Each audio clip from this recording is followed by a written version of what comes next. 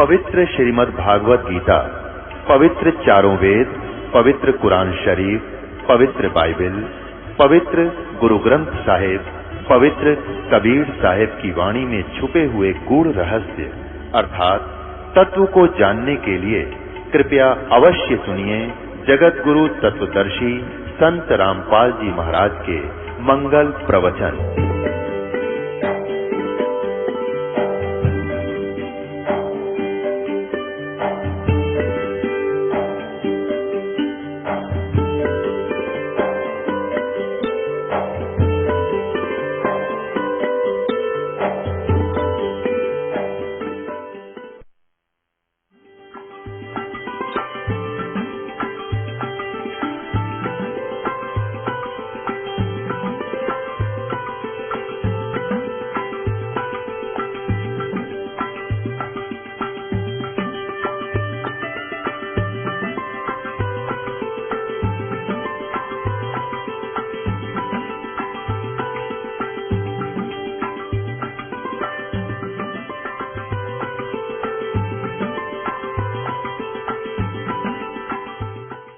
एक तो क्षर ब्रह्म, एक अक्षर ब्रह्म, एक क्षर पुरुष। उसको क्षर ब्रह्म को क्षर पुरुष भी कहते हैं, जैसे अभी 15वें अध्याय के 16 में आपने पढ़ा। तो क्षर पुरुष यानी क्षर ब्रह्म, ये ज्योति निरंजन काल है, 21 ब्रह्मांड का मालिक है, इसको क्षर पुरुष भी कहते हैं। ये ब्रह्मा विष्णु महेश का पिता है, इसको सदाशिव भी कहते हैं। और अक्षर ब्रह्म ये परब्रह्म को कहते हैं, जो सात संग ब्रह्मांड का स्वामी है, इसको अक्षर पुरुष भी कहते हैं। और तीसरे नंबर का जो उत्तम पुरुष है तो अन्य परमात्मा इति उदारते, ये लोग तरम आविश्य विभर्ति अवैश्वर, वो परम अक्षर ब्रह्म है, वो तीसरे नंबर का वो परम अक्षर ब्रह्म है। अब प्रसंग चल रहा है कि हमारे सदग्रंथों में कितना निर्णायक ज्ञान दे रखा है, और हमें अब तक ब्रह्मा विष्णु महेश से ऊपर हमारी बुद्धि नहीं उठा थी, और ब्रह्मा विष्णु महेश से ऊपर किसी की बुद्धि गई है ऋषि महर्षियों की, वो ब्रह्म तक सीमित है। और ब्रह्म को घुमा फिरा करके वहीं ले आते हैं कि ब्रह्मा विष्णु महेश यही तीनों सर्वेश्वर हैं। कभी विष्णु के बारे में कहते थे कि विष्णु तीनों रूप धारण करके स्थिति सृष्टि और संहार करता है, क्योंकि अभी तक हमें निर्णायक ज्ञान मिला नहीं था, हमारी समझ ना थी हमारे पुराण क्या बताना चाहते। जबकि पुराणों में क्लियर लिखा है कि ये सदाशिव अलग है और ब्रह्मा विष्णु महेश रुद्र ये अलग है, और ये सदाशिव ये काल है, और इससे ऊपर, और इसी ने ये गीता जी बोली है। गीता जी का ज्ञान इसी ने बोला था। इस सदाशिव कहो, इसे क्षर पुरुष कहो, ब्रह्म कहो, क्षर ब्रह्म को। अब इसने श्री कृष्ण जी में प्रवेश करके प्रेत की तरह ये गीता जी का ज्ञान युद्ध करवाने के लिए बोला था। नहीं, श्री कृष्ण जी युद्ध नहीं कराना चाहते थे, वो तो 3 बार शांति दूत बनकर गए थे, और लास्ट में जब देखा था कि ये नहीं मानते, ये फैसला कर दिया था कि एक तरफ तो मैं होऊंगा, एक तरफ मेरी सेना होगी, और मैं हथियार भी नहीं उठाऊंगा।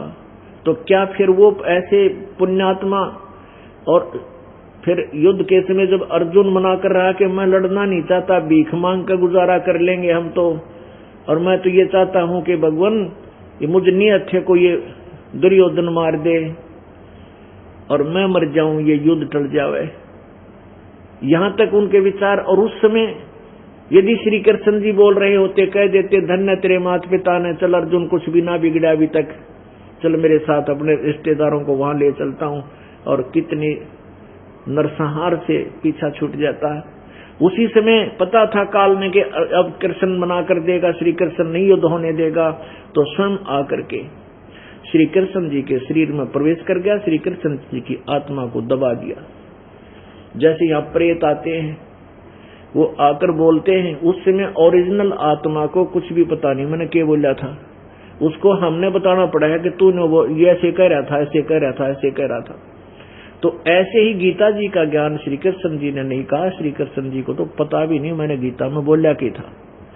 अब प्रसंग चल रहा है कि 3 परमात्मा तो ये मुख्य हैं, और फिर 3 ये रजगुण ब्रह्मा, सतगुण विष्णु, तमगुण शिव जी, ये केवल एक ब्रह्मांड में एक विभागीय मंत्री हैं, और एक ब्रह्मांड में इनके पिताजी यानी सदाशिव, ये काल रूपी ब्रह्म क्षर पुरुष, ये एक मुख्यमंत्री का रोल करता है, भूमिका करता है। और जो अक्षर पुरुष है ये 7 शंख ब्रह्मांड का स्वामी है, और परम अक्षर ब्रह्म जो है ये परम अक्षर पुरुष कहो चाहे परम अक्षर ब्रह्म कहो, चाहे पूर्ण ब्रह्म कहो, चाहे सत्य पुरुष। सत्य पुरुष माने अविनाशी भगवान, जो का आकरण हे मालिक सच्चे, हे सच्चे मालिक। सच्चा मालिक माने वास्तव में जो परमात्मा है, हे सच्चे मालिक, हे सच्चे भगवान, यानी सत्य साहिब माने सच्चा भगवान, जो सदा रहने वाला, कभी जिसका नाश ना हो, वो सत्य साहिब कहो, अविनाशी प्रभु कहो, चाहे सत्य पुरुष कहो। सत्य माने सच्चा, पुरुष माने भगवान, पुरुष प्रभु। अब इस आध्यात्मिक ज्ञान चर्चा में कौन कौन से कंसेप्ट क्लियर किए जाएंगे? एक तो ब्रह्मा विष्णु महेश के माता पिता कौन है? परमात्मा ने आज से 600 वर्ष पहले कबीर जी ने बताया था अपनी प्यारी आत्मा, अपनी श्रेष्ठ आत्मा आदरणीय धर्मदास साहिब जी को। जैसे आपने वेदों में पढ़ा, एक बार फिर दिखाएंगे, क्योंकि ये ऐसा ज्ञान है जितनी बार आप सुनोगे उतना ही आनंद आएगा और नए रहस्य जो है आपके समक्ष प्रकट होंगे। ये दास जब से सत्संग करने लगा है उसी समय से यही ज्ञान आपको दोहरा रहा है कि पूर्ण परमात्मा कबीर जी हैं, जो बनारस में एक जुलाहे धानक की भूमिका करके 120 वर्ष रहकर सहस्री आए थे, सहस्री चले गए। और वो किन किन को मिलने थे? आदरणीय धर्मदास जी को आकर के सतलोक से मिले, आदरणीय रामानंद जी को मिले, आदरणीय मुल्कदास जी को मिले, आदरणीय दादू दास जी को मिले, आदरणीय गीसा दास जी को मिले, आदरणीय नानक साहिब जी को मिले, आदरणीय संत गरीबदास जी को मिले। और यही पवित्र वेद बताते हैं कि वो परमात्मा अपने लोक से चलकर आता है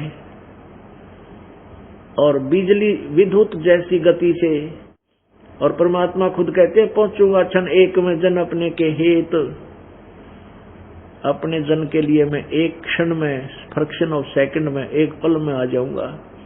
सतलोक से चल के एक पल में आ जाता हूं।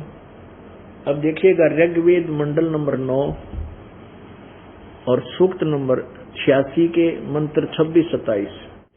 ये देखिएगा ऋग्वेद, ये कहां से प्रकाशित है? प्रकाशक है सार्वदेशिक आर्य प्रतिनिधि सभा, महर्षि सिद्धांत भवन, रामलीला मैदान, नई दिल्ली। ये देखिएगा, ये है ऋग्वेद मंडल नंबर 9 सूक्त नंबर 86। इसके मंत्र नंबर 26 में क्या कहा है? यज्ञ करने वाले यजमानों के लिए परमात्मा, यजेव माने जो भक्ति करते हैं, यजन करते हैं, पूजन करते हैं, जो भक्ति करते हैं, उनके लिए परमात्मा सब रास्तों को सुगम करता हुआ उनके सब रास्ते खोल देता है, उनके विघ्नों को मर्दन करता हुआ उनके आने वाले संकटों का विनाश कर देता है, और उनको पवित्र करता हुआ और अपने रूप को सरल करता हुआ, यानी परमात्मा का सतलोक के अंदर भगवान कबीर परमेश्वर जी का शरीर इतना तेजो में है कि एक रोमकूप की रोशनी करोड़ सूर्य और करोड़ चंद्रमा की रोशनी से भी अधिक है। यदि परमात्मा उस शरीर से जो का तू यहाँ आ जावा तो हमारी उल्लू की तरह सबकी आंखें बंद हो जाए, कुछ नहीं देख सकते हम उसको। तो परमात्मा अपने हल्के तेज पुंज का रूप बना के, जैसे 1000 वाट का बल्ब हो, बल्ब, और उसके ऊपर एक और कवर सा चढ़ा देते हैं, गोल गोल लुटिया जैसा, और उसके कारण उसका हल्का प्रकाश हो जाता है, बहुत ही कम। तो ऐसे परमात्मा अपने ओरिजिनल शरीर को बिल्कुल हल्के तेज पुंज का बना करके, सरल करके यहाँ आता है, और वही वेद गवाही देते हैं। ये वेद तो दास ने अभी देखे हैं, बाद में बहुत लास्ट में, और जो ज्ञान आपको पहले बताया जाता था, आज उसका ये सदग्रंथ पवित्र वेद उसको समर्थन कर रहे हैं कि जो ज्ञान पहले परमात्मा ने दिया था वो सत्य है। यज्ञ करने वाले के लिए परमात्मा, ये 26 मंत्र है, ऋग्वेद मंडल नंबर 9 का सूक्त नंबर 86 मंत्र 26 में।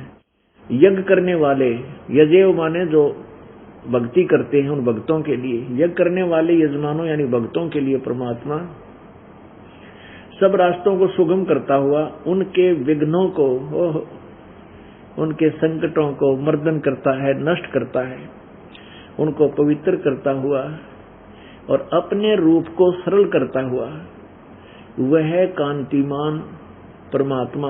अब यहां देखो, ये कबीर अतो, कबीर अतो कबीर अत, इन्होंने इसका अपसर्ग लगा दिए और इसका अर्थ सर्वज्ञ कर दिया। हम इसको कबीर देव लिख दें, कबीर देव। अपनात्मा यहां थोड़ा सा ये जो संस्कृत के आचार्य कहलाते हैं ये टांग अड़ा देते हैं, कहते हैं व्याकरण की दृष्टिकोण से कबीर को कबीर कैसे कह दिया। देखो अब हम वेदों को वेद बोल देते हैं, वेद। हम अपनी साधारण भाषा में, अपनी लोकल लैंग्वेज में वह को वह बोला, जैसे कोई वेद प्रकाश, उसका नाम वेद प्रकाश बोलेंगे। तो ऐसे ही हम कबीर, ये कबीर देव माने परमात्मा परमेश्वर और कबीर माने कबीर। इस कबीर देव को हमने लिया, कबीर देव, कबीर साहब, कबीर भगवान, कबीर परमात्मा, कबीर, तो हम उसको कबीर साहब कहने लगे, उसका नाम कबीर हमने पका दिया। अपनात्मा जैसे ये यजुर्वेद है, जैसे ये यजुर्वेद देखिएगा। अब इसको और गहराई से समझाते हैं थोड़ा, अब क्लियर करते हैं इस पॉइंट को, क्योंकि अब ये ज्ञान इंटरनेशनल लेवल पर चलेगा। अब ये किसी का रोका नहीं रुकेगा। अब यहां देखिए, अब ये यजुर्वेद है। अब हमने इसको सिंपल करके अब इस परिभाषा, ये आध्यात्मिक ज्ञान गंगा और परमेश्वर का सार संदेश के अंदर बहुत ही अच्छे ढंग से समझाया है, यहीं से आपके समक्ष रखते हैं। अब देखिएगा, ये यजुर्वेद है। अब जैसे कोई दूध की महिमा गा रहा है, कोई दूध के विषय में जानकारी दे रहा है, पौष्टिक आहारसी, पेय पदार्थसी, सवेदसी, अमृत उपमा, सर्वा मानुषा नाम पेयम, सैतुम दुग्धसी। अब ये दुग्ध शब्द है। अब कोई कहे कि एक सफेद है, दूध की महिमा गावे, जो पौष्टिक आहार है, शरीर की पुष्टि करने वाला आहार है, पीने का तरल पदार्थ है, सफेद है, अमृत सदृश है, वह सभी मनुष्यों के पीने योग्य है। और दूध का अर्थ कर दे पौष्टिक तरल है। अब यहां लिखना चाहिए दूध है, तो दूध को ढूंढेंगे, दूध की महिमा चल रही है। इसी प्रकार कि यदि कोई सफेद पीने का कोई पदार्थ है जो अमृत समान है, बहुत पौष्टिक है, वह सब मनुष्यों के पीने योग्य है, वह तरल है। फिर कोई पूछे कि वो तरल पदार्थ कहाँ है, उत्तर मिले तो वह तो निराकार है, प्राप्त नहीं हो सकता। तो यहाँ पर दुग्ध को तरल पदार्थ लिख दिया जाए, तो उस वस्तु दूध को कैसे पाया वह जाना जाए, जिसकी उपमा ऊपर की गई है। यहाँ पर दुग्ध को दूध लिखना था, जिससे पता चले कि वो पौष्टिक आहार दूध है, फिर व्यक्ति दूध नाम से उसे प्राप्त करता है। आओ विचार करें, यदि कोई कहे कि दुग्ध को दूध कैसे लिख दिया, ये लंबी प्रकरण यहाँ देते हैं। ठीक इसी प्रकार कोई कहे कि कबीर देव को कबीर परमेश्वर कैसे सिद्ध कर दिया, यह तो व्यर्थ का वाद विवाद है। जैसे यजुर्वेद है, यह एक धार्मिक पवित्र पुस्तक है, इसमें प्रभु की यज्ञ स्तुतियों की ऋचाएं लिखी हैं और प्रभु कैसा है, कैसे पाया जाता, सब विस्तृत वर्णन है। अब पवित्र यजुर्वेद की महिमा कहें कि प्रभु की यज्ञ स्तुतियों की ऋचाओं का भंडार है, बहुत अच्छी विधि वर्णित है, वह एक अनमोल जानकारी है। और यह लिखे नहीं कि वह यजुर्वेद है। अपितु यजुर्वेद का अर्थ लिख दें कि वो यज्ञ सतयुतियों का ज्ञान है। तो उस वस्तु पवित्र पुस्तक को कैसे पाया जा सके, उसके लिए लिखना होगा कि वो पवित्र पुस्तक यजुर्वेद है जिसमें यज्ञ ऋचाएं हैं। यहाँ देखिएगा, अब यजुर्वेद को संधि छेद करके लिखें यजुर। अब देखो ऊपर रह लग गया इसके आधार है, इसको ऐसे लिख देते हैं। और यजुर्वेद भी वही पवित्र पुस्तक यजुर्वेद का बोध है, इसको ऐसे लिख दिया। और इसको ऐसे लिख दें यजुहु वेद भी वही पवित्र पुस्तक यजुर्वेद का ही बोध है जिसमें यज्ञ स्तुति की ऋचाएं हैं। अब पुण्यात्माओं, अब जैसे इन्होंने यहां देखिएगा, ठीक इसी प्रकार चारों पवित्र वेदों में लिखा है कि कबीर परमेश्वर है जो सर्वशक्तिमान, जगत पिता, सर्वसृष्टि रचनहार, कुल का मालिक, पाप नाशक, काल की कारागार से छुड़ाने वाला अर्थात बंदी छोड़ है। इसको कबीर देव लिखें तो भी कबीर परमेश्वर का बोध है। इसको ऐसे लिख दें कवि, जैसे अब प्रसंग कहां से चला है कि जैसे इस पवित्र ऋग्वेद मंडल नंबर 9 में सूक्त 86 के मंत्र नंबर 26 में इन्होंने ये यहाँ कबीर शब्द है, कबीर, हम कबीर कहने लगे इसको, कबीर अतो कबीर देव, यहाँ कबीर लिखा तो भी हमने कबीर देव कहना पड़ेगा। जैसे यजु लिखा हो तो यजुर्वेद बोलना पड़ेगा इसको। तो कवि यहाँ लिखना चाहिए था कबीर देव। वो कबीर देव है जो यज्ञ करने वाले यजमानों के लिए परमात्मा सब रस्तों को सुगम करता हुआ उनके विघ्नों यानी उनके संकटों का नाश करता है, मर्दन करता है, उनको पवित्र करता हुआ और अपने रूप को सरल करता हुआ आसान, वह कांति में परमात्मा कबीर। यहाँ कबीर देव लिख देना था, कबीर देव। कभी इन्हें सर्वज इसका अर्थ कर दिया सर्वज, जैसे दूध का अर्थ कर दे पेय पदार्थ, तरल पदार्थ, तो वो अनुवाद को जचा नहीं। वो कबीर देव विद्युत के समान बिजली की तरह लीला करता हुआ एक सेकंड में वर्णीय पुरुषों को यानी श्रेष्ठ भक्तों को प्राप्त होता है। आगे देखो, और वो कहाँ रहता है? 27 में प्रेम की सैकड़ों धाराएं जो नाना रूप में स्थित होकर लाभ कर रही हैं परमात्मा को प्राप्त होती हैं। प्रकाश पुंज परमात्मा को वृत्तियां विषय करती हैं। जो परमात्मा धूलोक के तीसरे पृष्ठ पर विराजमान है, यानी एक देशीय है। परमात्मा उस सतलोक के तीसरे पृष्ठ पर विराजमान है, यानी तीसरे लोक में। अब यहाँ स्पष्ट लिखा है कि जो परमात्मा सतलोक से चलकर आता है वो ऊपर के एक स्थान पर विराजमान है, एक स्थान पर एक देशीय है, और वहां से चलकर आता है। वो किस उद्देश्य से आता है ये भी आपको प्रमाणित करते हैं। ऋग्वेद मंडल नंबर 9 सूक्त नंबर 82 का वो परमात्मा कैसा है? मनुष्य सदृश है।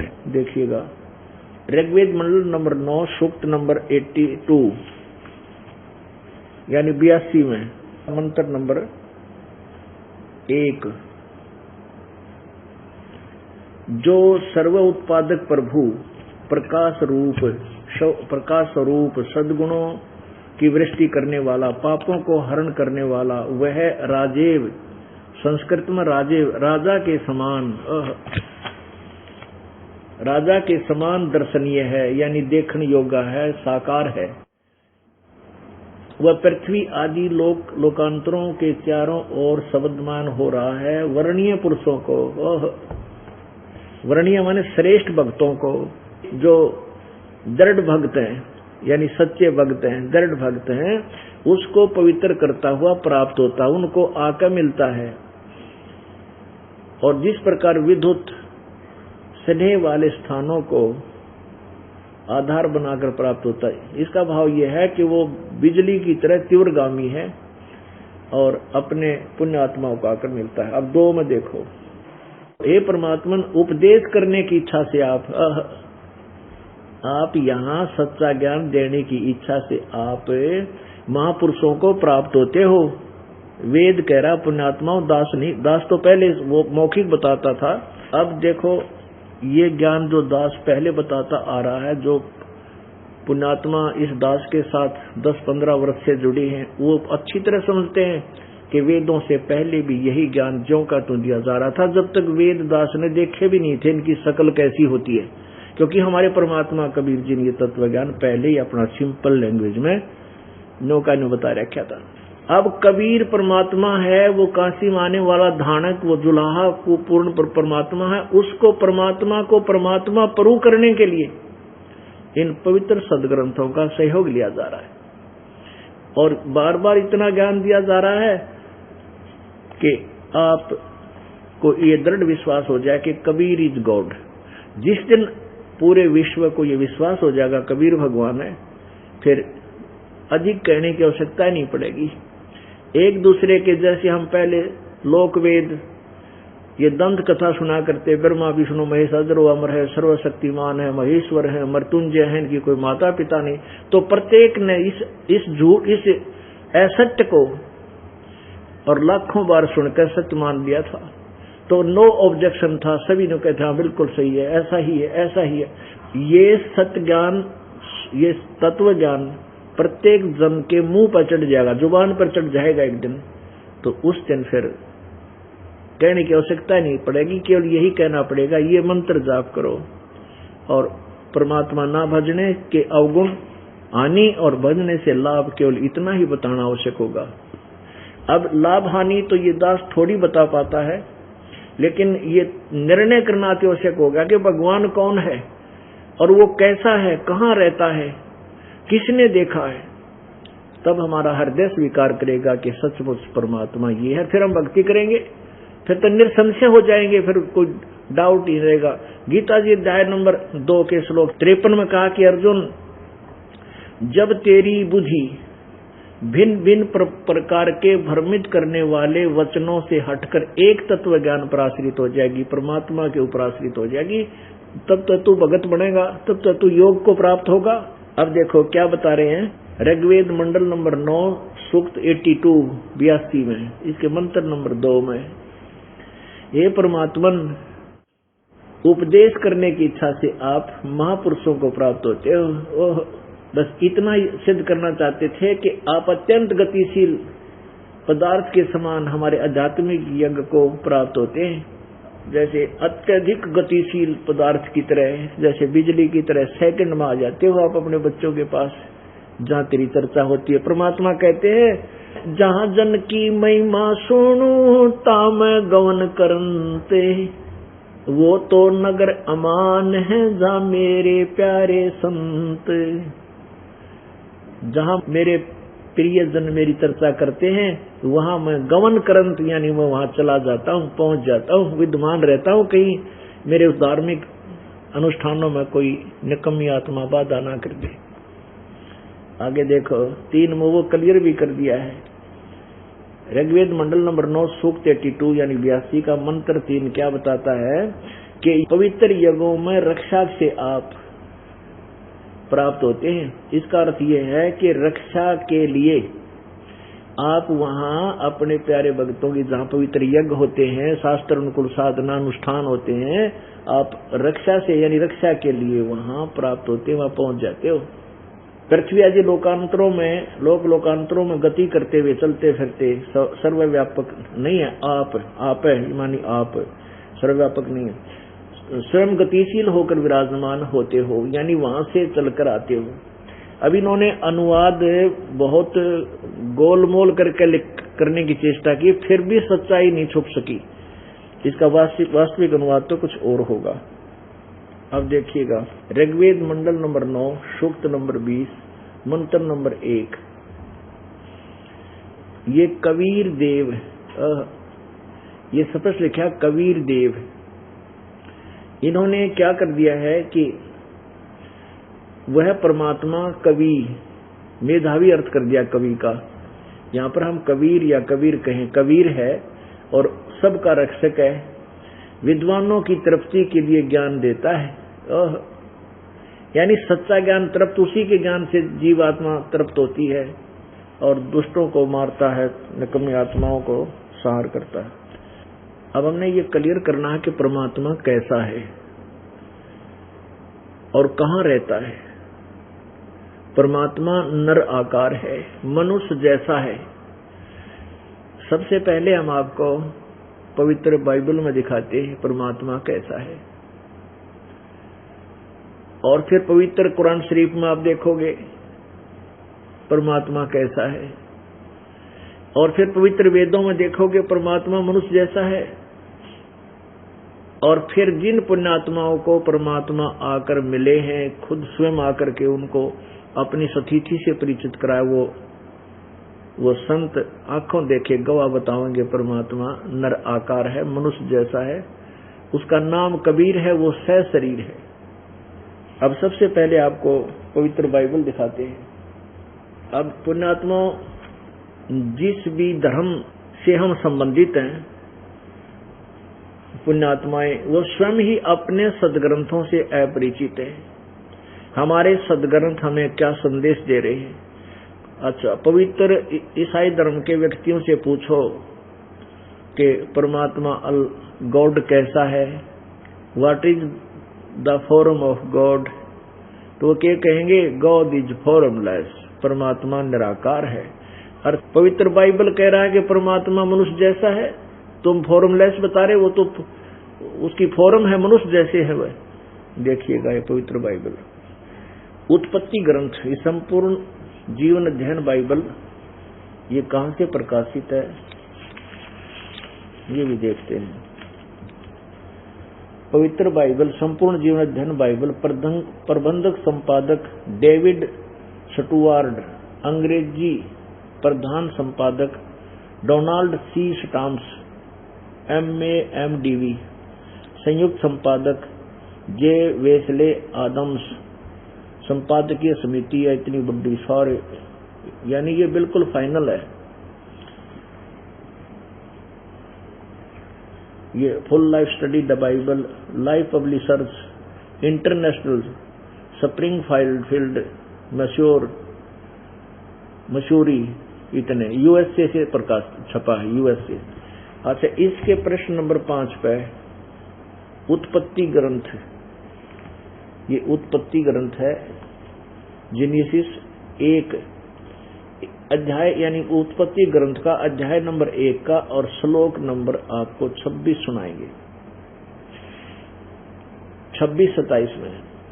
अब इसमें क्या है कि जैसे परमात्मा ने 6 दिन में सृष्टि रची, जैसे यहां से प्रारंभ किया, ये उत्पत्ति ग्रंथ यहाँ 4 से शुरू होता है, प्रश्न नंबर 4 से। आदि में परमेश्वर ने आकाश और पृथ्वी की सृष्टि की। पृथ्वी बेडौल थी, सुनसान पड़ी थी। इस प्रकार ये पहला दिन हो गया। दूसरे दिन फिर सांझ हुई, फिर भोर हुआ, फिर दूसरा दिन हो गया। यानी परमेश्वर ने दूसरे दिन जल बनाया, ऐसे ऐसे फिर सांझ हुई, फिर भोर हुआ, फिर तीसरा दिन हो गया। इस प्रकार पृथ्वी से हरी हरी घास और छोटे छोटे पेड़, जिनमें अपनी अपनी जाति के अनुसार बीज होता है, फलदायी वृक्ष जिनके बीज एक एक बीज जाति के अनुसार उन्हीं में होते हैं, उगे। और परमेश्वर ने देखा अच्छा है। ये तो इसको एक दिन ऐसा बनाया, तीसरे दिन। और चौथे दिन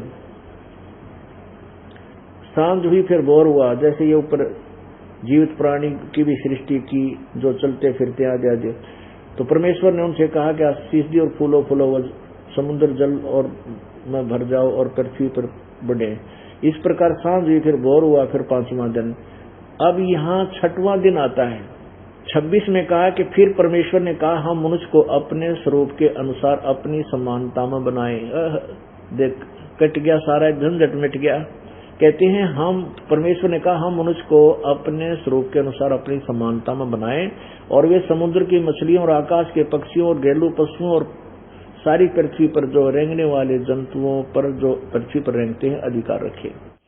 तब परमेश्वर ने मनुष्य को अपने स्वरूप के अनुसार उत्पन्न किया। अपने ही स्वरूप के अनुसार परमेश्वर ने उसको उत्पन्न किया, नर और नारी करके उसने मनुष्य की सृष्टि की। अब देखो, अब परमात्मा कैसा भाई? जब भगवान ने मनुष्य को अपने जैसा बनाया तो भगवान भी मनुष्य जैसा साकार हुआ। वो फॉर्मलेस कैसे हो गया? और अभी तक ये गाटा जोड़ रखा था, भगवान निराकार है, भगवान निराकार है। रतरा गजब हुई है। इतने सूझबूझ के काम और इतनी बड़ी पृथ्वी, इतने आकाश और ऐसे पदार्थ भगवान ने बनाए, निराकार के ऊपर बना देगा उसने? निराकार कारीगर एक खुरचना तो बना के दिखा दो, यानी कोई एक पेचकस बना के दिखा दे।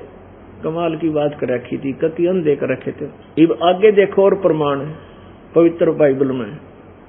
अब प्रश्न नंबर 9 पे आपको दिखाते हैं। ये देखो प्रश्न नंबर 9 और मनुष्य का पतन। योहा परमेश्वर ने जितने बनेले पुरुष बनाए, पशु बनाए, उनमें सर्प दुर्त था। उसने स्त्री से कहा, ये मनुष्य जो आदम और वो बना दिया ना, हम नीचे आना चाहते हैं, यहां देखेंगे परमात्मा ने, उस भगवान ने क्या करा कि उनको एक वाटिका में छोड़ दिया, आदम और उसकी पत्नी हव्वा को।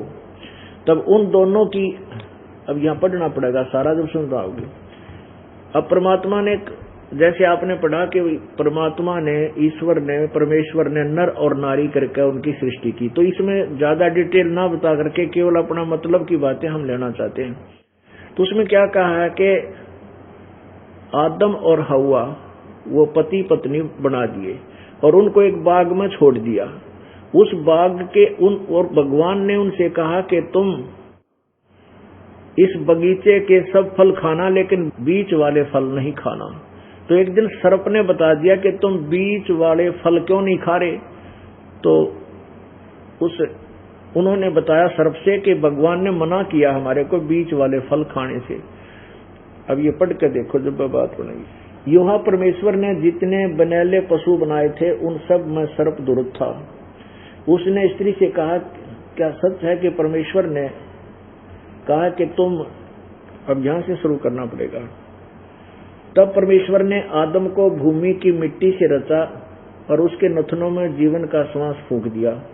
आदम जीवित प्राणी बन गया। और योहा परमेश्वर ने पूरब की ओर अदन में एक वाटिका लगाई, वहां आदम को जिसे उसने रचा था रख दिया, आदम को वहां रख दिया। और योहा परमेश्वर ने भूमि के सब भांति के वृक्ष जो देखने में मनोहर और उनके फल खाने में अच्छे थे उगाए, और वाटिका के बीच में जीवन के वृक्ष को भी और भले बुरे के ज्ञान के वृक्ष को भी लगाया। यहाँ देखिए, तब योहा परमेश्वर ने आदम को लेकर अदन की वाटिका में रख दिया और उसमें काम करे और उसकी रक्षा करे, वह उसमें काम करे और रक्षा करे। और योहा परमेश्वर ने आदम को आज्ञा दी कि तू वाटिका के सब वृक्षों के फल बिना खट के खा सकता है, पर भले बुरे के ज्ञान का जो वृक्ष है उसका फल तू कभी न खाना, क्योंकि जिस दिन तू उसका फल खाएगा उसी दिन अवश्य मर जाएगा। ये भगवान ने डरा दिया था आदम को। फिर योहा परमेश्वर ने कहा कि आदम का अकेला रहना अच्छा नहीं, मैं उसके लिए ऐसा सहायक बनाऊंगा जो उससे मेल खाए।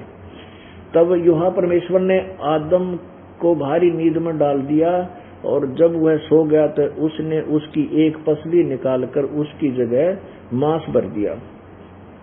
और योहा परमेश्वर ने उस पसली को जो उसने आदम से निकाली थी सत्री बना दिया और उसको आदम के पास ले गया। तब आदम ने कहा, अब ये मेरी हड्डियों में की हड्डी है और मेरे मांस में का मांस है, इसलिए इसका नाम नारी होगा, क्योंकि यह नर में से निकली है।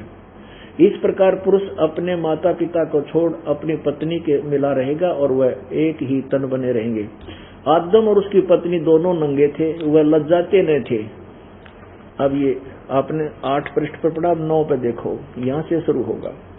योहा परमेश्वर ने जितने बनेले पशु बनाए थे उन सब में सर्प दुर्त था, सर्प तेज चालाक था। उसने स्त्री से कहा कि क्या सच है कि परमेश्वर ने कहा है तू इस वाटिका के किसी वृक्ष का फल न खाना? स्त्री ने सर्प से कहा, इस वाटिका के वृक्षों के फल हम खा सकते हैं, पर जो वाटिका के बीच में है इस फल के विषय में परमेश्वर ने कहा कि न तो तुम इसको खाना और न इसको छूना, नहीं तो मर जाओगे। अब तब सर्प ने स्त्री से कहा, तुम निश्चय ना मरोगे। सर्प ने बोला, तुम मरोगे नहीं, वरना परमेश्वर आप जानता है कि जिस दिन तुम उसका फल खाओगे उसी दिन तुम्हारी आंखें खुल जाएंगी, तुम भले बुरे का ज्ञान पाकर परमेश्वर के तुल्य हो जाओगे। अतः जब स्त्री ने देखा कि वो वृक्ष का फल खाने के लिए अच्छा और देखने मन भाऊ और बुद्धि देने के लिए चाहने योग्य भी है, तब उसने उसमें से तोड़कर खाया और अपने पति को भी दिया, उसने भी खाया, आदम ने भी खा लिया। तब उन दोनों की आंखें खुल गई और उनको मालूम हुआ कि वे नंगे हैं, इसलिए उन्होंने अंजीर के पत्ते जोड़ तोड़कर लंगोट बना लिए। तब यूहा परमेश्वर जो दिन के ठंडे समय वाटिका में फिरता था, अब देखो साकार भगवान कितने प्रमाण है। अब वाटिका में फिरता था तो साकार था और कौन ये आवाज चल रही थी भगवान की, यानी वहां वो साकार वाटिका में फिरता था, घूमा था, का शब्द उनको सुनाई दिया। तब आदम और उसकी पत्नी वाटिका के वृक्षों के बीच यहोवा परमेश्वर से छिप गए। तब यहोवा परमेश्वर ने पुकार कर आदम से पूछा, तू कहाँ है? उसने कहा, मैं तेरा शब्द बारी में सुनकर डर गया, क्योंकि मैं नंगा था इसलिए मैं छिप गया। उसने कहा, परमात्मा ने कहा कि किसने तुझे बता दिया तू नंगा है? जिस वृक्ष के फल खाने को मैंने तुझे मना किया था, क्या तूने उसका फल खा लिया है? आदम ने कहा, जिस स्त्री को तूने मेरे संग रहने को दिया है उसी ने उस वृक्ष का फल मुझे दिया है और मैंने खाया है। तब यहोवा परमेश्वर ने स्त्री ने कहा, तूने क्या किया? स्त्री ने कहा, सर्प ने मुझे बहका दिया, तब मैंने खाया। अपने आत्माओं, इससे क्या सिद्ध हुआ कि परमात्मा साकार है। आगे देखो अब क्या है पुण्यात्माओं, जैसे पूर्ण परमात्मा ने 6 दिन में सृष्टि रची, 7वें दिन विश्राम किया। इसी पवित्र बाइबल में अब 6ठा दिन आपने पढ़ा कि भगवान ने मनुष्य को अपने समान में बना दिया, नर नारी करके उनकी सृष्टि की और स्वयं 7वें दिन विश्राम किया। वो पूर्ण परमात्मा तो चले गए, विश्राम किया, वो तो एक स्थान पर बैठ गए। उसके बाद यहाँ की बागडोर इस काल ने संभाल ली, इस ज्योति नरेंद्र ब्रह्म ने, और इसने आगे अपने 3 पुत्रों को दे दी। अब देखो पवित्र हिंदू धर्म के सदग्रंथों से कितना मेल खाते हैं ये पवित्र बाइबल। इसमें एक से अनेक परमात्मा, जैसे आप दास आपको बता रहा कि 3 परमात्मा पवित्र गीता जी ने बताया, ऐसे पवित्र बाइबल भी आपको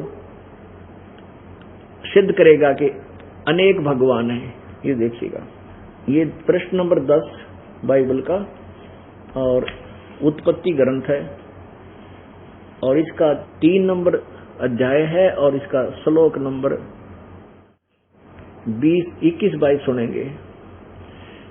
और यहोवा परमेश्वर ने आदम और उसकी पत्नी के लिए चमड़े के अंगरखे बनवाकर उनको पहना दिए। परमात्मा साकार है, उनके कपड़े बनवा के ले और उनके पर आए। आगे देखो, फिर यहोवा परमेश्वर ने कहा कि मनुष्य भले बुरे का ज्ञान पाकर हम में से एक के समान हो गया। इससे सिद्ध है कि भगवान एक से अधिक हैं देवता। हम यानी भले, देखो यहोवा परमेश्वर ने कहा कि मनुष्य भले बुरे का ज्ञान पाकर हम में से एक के समान हो गया। इससे है कि एक से अधिक हैं भगवान। इसलिए अब ऐसा ना हो कि ये हाथ बढ़ाकर जीवन के वृक्ष वाला फल भी तोड़कर खा ले और सदा जीवित रहे। अब आपको और दिखाते हैं प्रश्न नंबर 23 पर।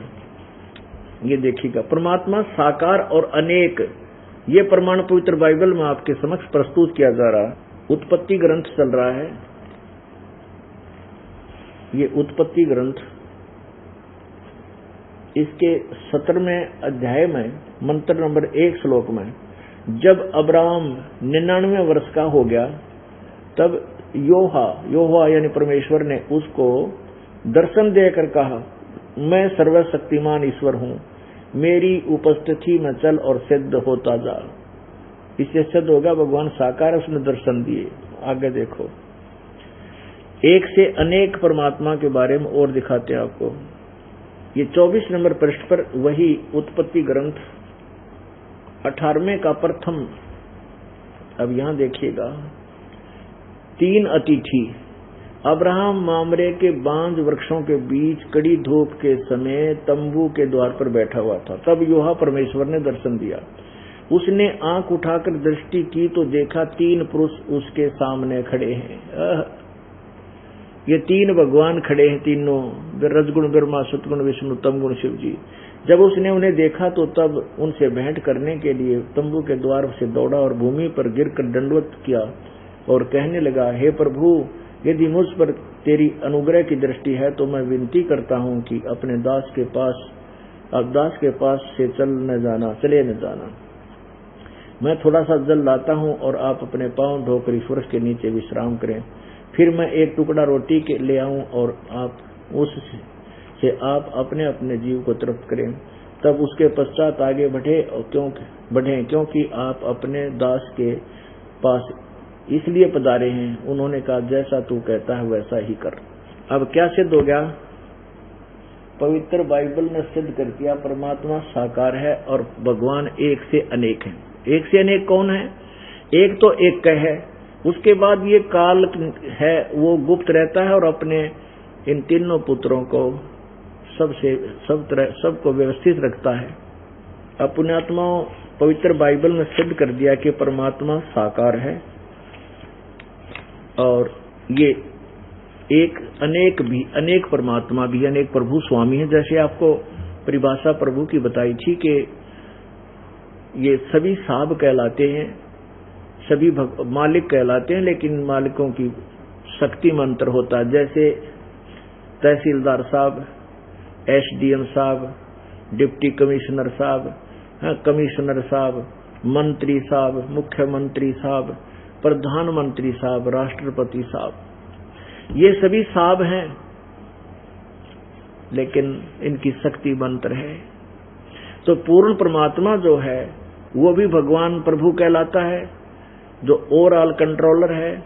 और जैसे ये परब्रह्म सात्संग ब्रह्मांड का स्वामी है, ये भी मालिक कहलाता है, प्रभु कहलाता है, स्वामी कहलाता है।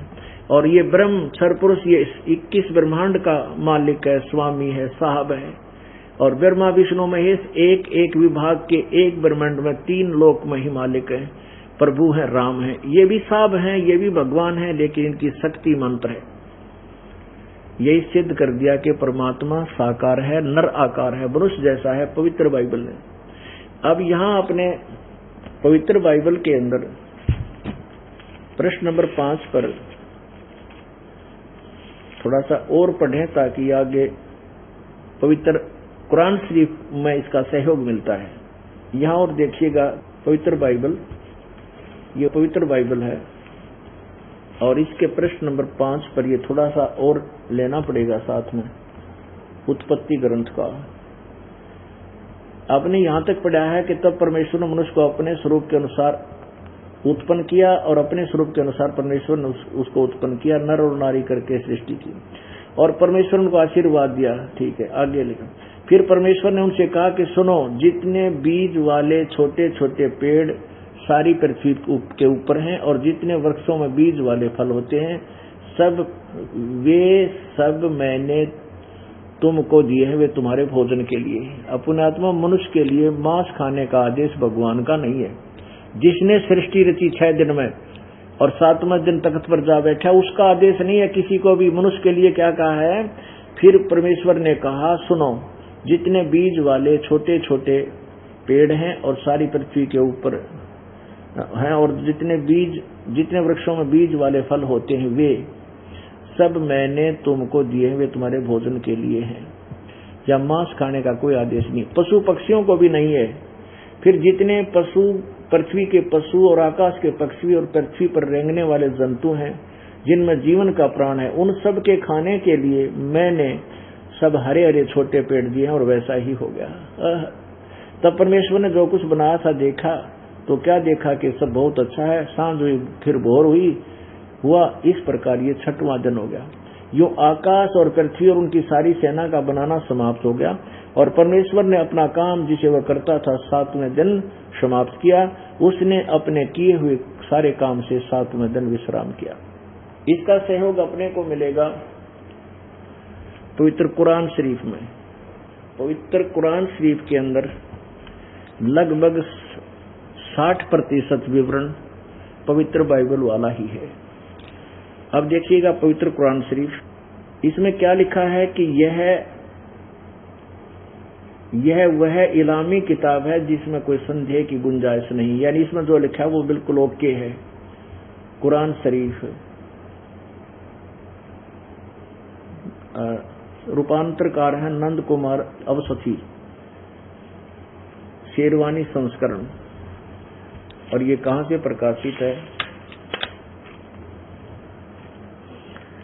प्रकाशक है लखनऊ किताबघर, मौसम बाग, सीतापुर रोड, लखनऊ। अब देखिएगा सूरत फुरकानी 25 प्रश्न नंबर 604 पे कुरान शरीफ सूरत फुरकानी 25, इसकी 52 से प्रारंभ होती है। आयत नंबर 52 से हम देखेंगे। फला तुतियल काफिरन व जाहिदम बही बिहादन कबीरन। इसका अर्थ, ये तो अरबी भाषा को लिपि बदली और यहाँ अनुवाद किया। अब 52 में कुरान शरीफ ज्ञान दाता अल्लाह, जिसको हजरत मोहम्मद अपना भगवान मानता है, पूरा मुसलमान समाज जिसको भगवान मानता, अल्लाह मानता है, तो वो क्या कह रहा है? ए पैगंबर, अर्थात हे हजरत मोहम्मद, तुम काफिरों का कहा न मानना, और इस कुरान की दलीलों से जो मैं तुझे ज्ञान दे रहा हूं उनका सामना बड़े जोर से करो। अब इन्होंने कबीर का अर्थ, ये कबीरन शब्द लिखा है, कबीरन, इसका अर्थ बड़ा कर दिया। अब हम ज्यादा पचेड़े ना पड़े, आगे चलते हैं। अब 52 में क्या कहा है? और इसका वास्तविक अर्थ ये है कि हजरत मोहम्मद को कुरान शरीफ का ज्ञान देने वाला अल्लाह कह रहा है कि मैं तुझे जो बता रहा हूं वो अल्लाह कबीर है। और इन्हीं के अनुवाद अनुसार मान लीजिए हम इसको छोड़ दें विवाद के प्रश्न को कि वो काशी वाला कबीर है, ये तो बाद में समझ में आएगा जब सारे गवाह सामने होंगे। हम इतना मान लें कि ये बड़ा मानते हैं कि वो कबीर का अर्थ बड़ा है, तो वो कुरान शरीफ का ज्ञान देने वाला अल्लाह कह रहा है कि वो बड़ा भगवान जो है, बड़ा भगवान कबीर, उसको ये काफिर लोग नहीं मानते, ये अन्य देवताओं की पूजा करते हैं। और इनकी बातों को तू मत मानना, मैं जो तुझे कह रहा हूं ना कि वो परमात्मा ही पूजा के योग्य है, वही सर्वशक्तिमान है, और वो वही है कबीर, जिसने, यानी वो बड़ा भगवान मान कर चला, जिसने 6 दिन में सृष्टि रची, 7वें दिन विश्राम किया, और वो अविनाशी परमात्मा। इससे एक तो ये सिद्ध हो गया कि कुरान शरीफ के ज्ञान देने वाले भगवान से कोई और बड़ा भगवान है। आगे देखो, इसका अर्थ वास्तव ये है कि ए पैगंबर, तुम काफिरों का कहा न मानना, और इस कुरान की दलीलों से उनका बड़े जोर से सामना जोर से करो। इसका अर्थ यह है कि वो कबीर परमात्मा जो बड़ा भगवान है उसके लिए तू संघर्ष कर, लड़ना नहीं, संघर्ष करके उनकी बात का ना मानना। वो तो मजाक करेंगे, तेरा हंसी करेंगे और नो कहेंगे कितने ले आ, और भगवान तू, मैं जो कह रहा हूं मेरे द्वारा दिए गए ज्ञान पर विश्वास रख। उस कबीर पर, उस बड़े बड़े भगवान को ये अन्य काफिर लोग नहीं मानते, तो उस मेरी बात पर विश्वास कर। और देखो ये वही है कबीर, ये वही बड़ा भगवान है जिसने 6 दिन में सृष्टि रची, जिसने सब मनुष्यों की सृष्टि की। देखिएगा अब 52 नंबर आयत में सूरत फुरकानी की देखिए, यही सूरत फुरकानी 25 607 पे, और वही है जिसने 2 नदियों को मिला चलाया, एक का मीठा प्यास बुझाने वाला पानी और एक का खारी कड़वा, दोनों में एक आड़ और मजबूत रोक बना दी। अब 53 में, और वही है जिसने पानी की बूंद से आदमी को पैदा किया, फिर उसको साहिब नशे यानी किसी का बेटा या बेटी, ससुराल वाला यानी किसी का दामाद बहू बनाया। और तुम्हारा परवरदिगार हर चीज करने में शक्तिमान है। चमन, अब 55 देखो, काफिर अल्लाह के सिवाय ऐसों को पूजते हैं, यानी उस पूर्ण परमात्मा की कुरान शरीफ का ज्ञानदाता कह रहा है कि कोई और परमात्मा है, उसकी बजाय अल्लाह के सिवाय ऐसों को पूजते हैं जो उनको न नफा पहुंचा सकते हैं और न उनको नुकसान। और काफिर तो अपने परवरदिगार से पीठ दिए हुए हैं, मुंह मोड़े हैं। ए पैगंबर, अब 56 नंबर में, ए पैगंबर, हमने तुमको खुशखबरी सुनाने और अजाब से डराने के लिए भेजा है। इन लोगों से कहो कि मैं तुमसे इस अल्लाह के हुक्म पर कुछ मजदूरी नहीं मांगता। हाँ, जो चाहे अपने परवरदिगार तक पहुंचने की राह इख्तियार कर ले। अब 57-58 में क्या कहा है, ए पैगंबर, उस जिंदा पर भरोसा रख। ओए होए, इन्होंने जिंदा कर चैतन्य कर दिया। पुण्यात्माओं, परमात्मा ने अपनी वाणी में लिखा है कि हम जिंदा रूप धर के और हजरत मोहम्मद को मिले थे और उनको सतलोक लेकर गए थे, लेकिन वो इच्छा रूपी, कहते हैं हम मोहम्मद को वहां ले गयो, इच्छा रूपी वहां नहीं रहो, उल्ट मोहम्मद महल पठाया, गुज बीरज एक कलमा लाया। कहते हैं रोजा बंग नमाज दे रे, बिस्मिल की नहीं बात कही रे। कबीर परमेश्वर जी हजरत मोहम्मद को वहां सतलोक लेकर गए थे, लेकिन उससे पहले हजरत मोहम्मद जी को जबरील नाम के देवता ने, फरिश्ते ने इतना डरा धमका के उनके गर्दन को अंदर ही अंदर इतना दबा करके डरा के अपने वाला ज्ञान, इस कुरान शरीफ वाला ज्ञान, इस काल भगवान, अव्यक्त भगवान काल ब्रह्म तक का ज्ञान ठोक ठोक कवर दिया। और वो इतना डर गया कि यदि मैंने इस ज्ञान का रिजेक्ट कर, इसको मना कर दिया तो वो मेरे साथ और ज्यादा दुर्गति ना कर दे मेरी। तो कहते हैं इच्छा रूपी वहां नहीं रहो, उल्ट मोहम्मद महल पठाया, हजरत मोहम्मद को वापस शरीर में भेज दी उसकी आत्मा को। और कहते हैं गुज बीरज एक कलमा लाया, रोजा बंग नमाज दे रे, रोजे की भी कही थी हजरत मोहम्मद ने, रोजा रखो, और बंग और आवाज लगानी, और नमाज, 5 नमाज की भी उसने आज्ञा दी थी, लेकिन बिस्मिल की नहीं बात कही रे। उसने ये गायें और बकरे मारने, बिस्मिल करने का हजरत मोहम्मद का आदेश नहीं है। कहते हैं नबी मोहम्मद नमस्कार है, राम रसूल कहाया, 1,80,000 को सौगंध जिन नहीं करद चलाया। अरस कुरस पर अलह तकत है, अरस कुरस पर अलह तकत है, यानी आसमान के ऊपरले हिस्से में परमात्मा का स्थान है। अरस कुरस पर अलह तकत है, खालिक बन्नी खाली, वह पैगंबर पाक पुरुष थे साहिब के अब्दाली। जिन महापुरुष जो तुम्हारे पूर्वज हुए हैं, हजरत मोहम्मद जी ने कभी मांस नहीं खाया, और 1,80,000 उनके अनुयायी हुए थे, उन सौगंध है उन्होंने भी मांस तक नहीं छुआ। अब आप जी अपनी जीभ चटोरी के कारण ये पाप के भागी बन रहे हो, और साथ में भोली आत्मा मुसलमानों को भी ये कह रहे।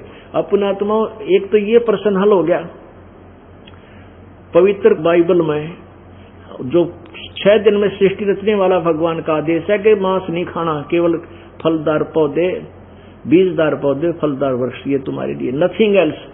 उसके बाद यदि पवित्र बाइबल में मांस खाने का आदेश है तो अल्लाह का नहीं, वो किसी और फरिश्ता का, वो हमें मान्य नहीं है।